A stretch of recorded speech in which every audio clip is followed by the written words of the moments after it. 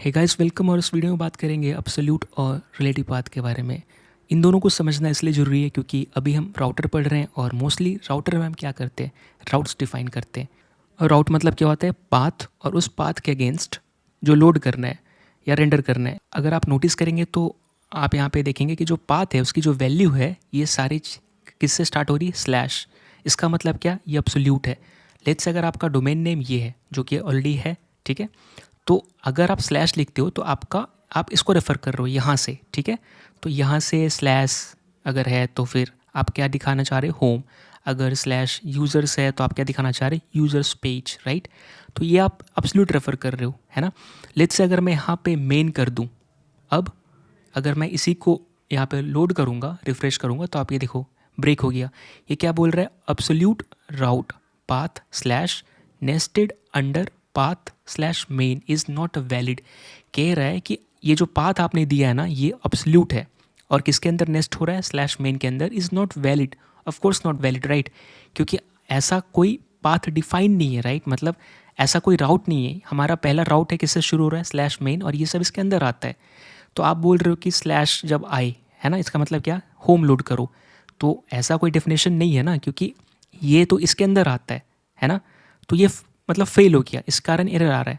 अगर आप इसको रिलेटिव बनाना है तो आप क्या करोगे, इसको हटाओगे, ठीक है। अब क्या मैं बोल रहा हूँ, स्लैश मेन के बाद ये सब चीज़ आएगा, ठीक है। पहले क्या था, ये स्टार्टिंग फ्रॉम रूट। अब क्या है, ये जो भी चीज़ है स्लैश मेन के बाद हम काउंट कर रहे हैं, ठीक है, ये चीज़। अगर स्लैश मेन के बाद स्लैश मेन स्लैश के बाद अगर कुछ भी नहीं है तो होम लोड करो, बिल्कुल राइट, कुछ भी नहीं है होम लोड करो। अगर यूज़र्स है तो अगर यहाँ पे यूज़र्स आएगा तो क्या, यूज़र्स पेज लोड करो। और सेम इस केस में यूज़र्स स्लैश यूज़र आईडी। तो यहाँ पे देखिए, अभी अगर मैं मेन करूँगा और कुछ नहीं लिखूँगा तो मेरा काम कर रहा है। अगर स्लैश मेन स्लैश यूज़र्स करूँगा तो यूज़र्स भी काम कर रहा है। क्यों, क्योंकि अब हम पाथ जो लिखे रिलेटिव है, रिलेटिव टू क्या, मेरा पेरेंट, राइट। ये पेरेंट पाथ है, इसके चिल्ड्रेन है।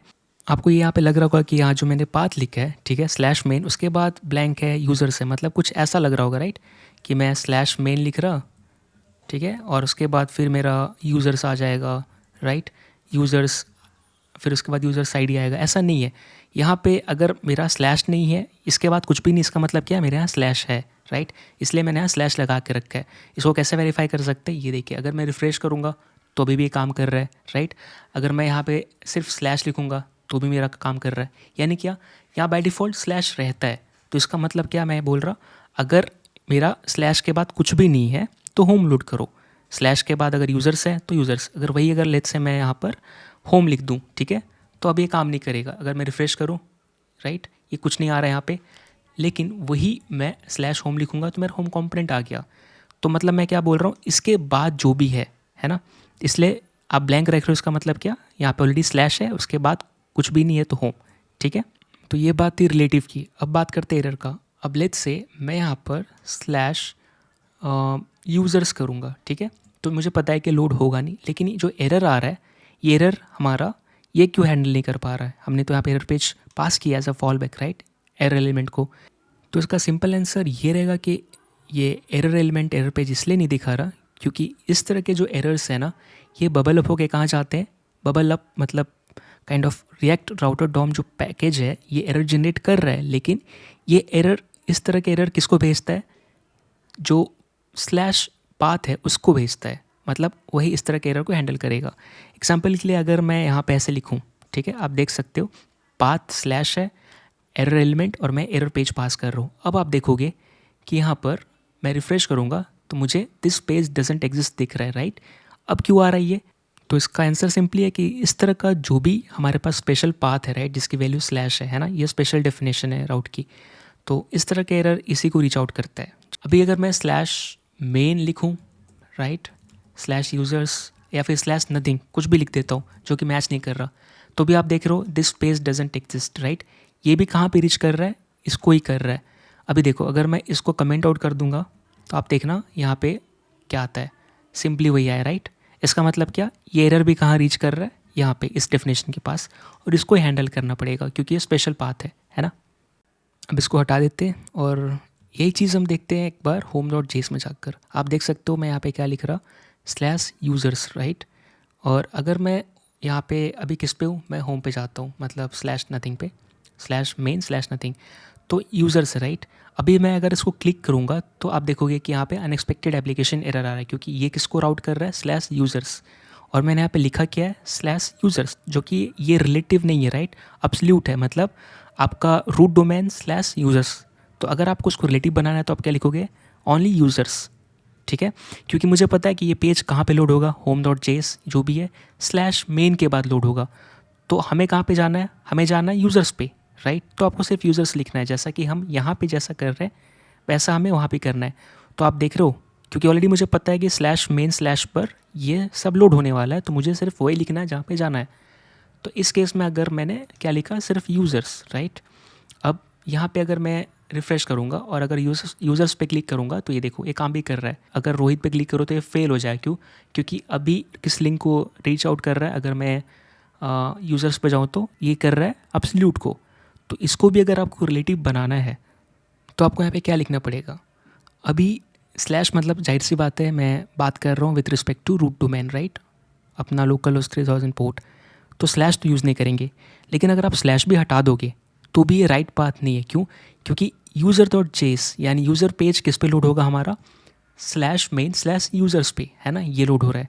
और इसके बाद मैं क्या बोल रहा हूँ, यूज़र्स स्लैश यूज़र आईडी, यानी रॉन्ग है, क्योंकि ऑलरेडी अगर आप यूज़र्स पेज पे हो तो आपको कहाँ पे जाना है, आप पर्टिकुलर इस आईडी पे जाओगे, है ना, मतलब कि /1/2/3 ऐसे जाओगे।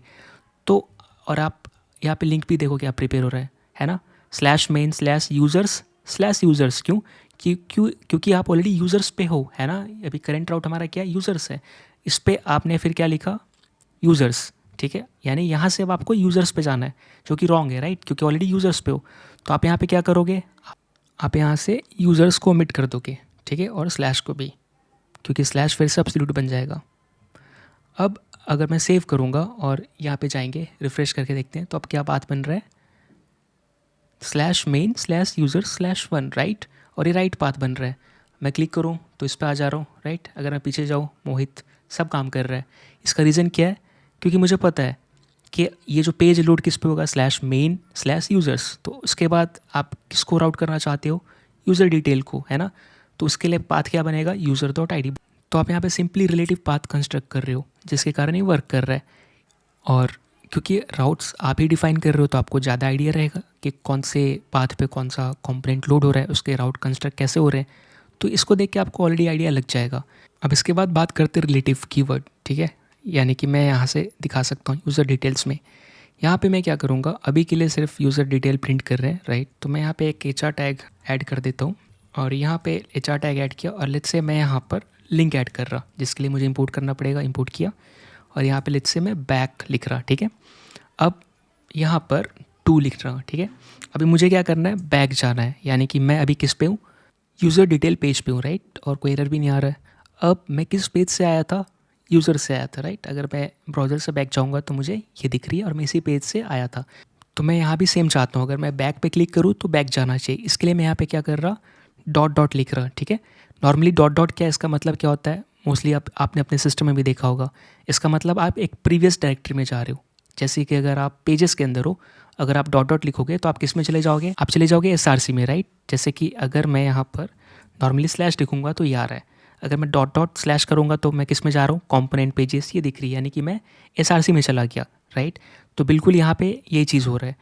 तो अब मैं अगर बैक पे क्लिक करूँगा तो आप ये देखिए मैं किस पे चला जा रहा, स्लैश मेन पे, राइट। इसका रीज़न क्या है, इसका रीज़न ये है कि बाय डिफ़ॉल्ट ये ऐसे काम करता है ना। मतलब ये राउट को चेक करता है, यहाँ पे app.js में देखिए ये राउट को चेक कर रहा है। आप किससे बैक जा रहे हो, यूज़र डिटेल पेज से जा रहे हो, तो इसके लिए कौन सा राउट है, स्लैश मेन है, तो ये किस पे ले गया, स्लैश मेन पे ले गया, है ना।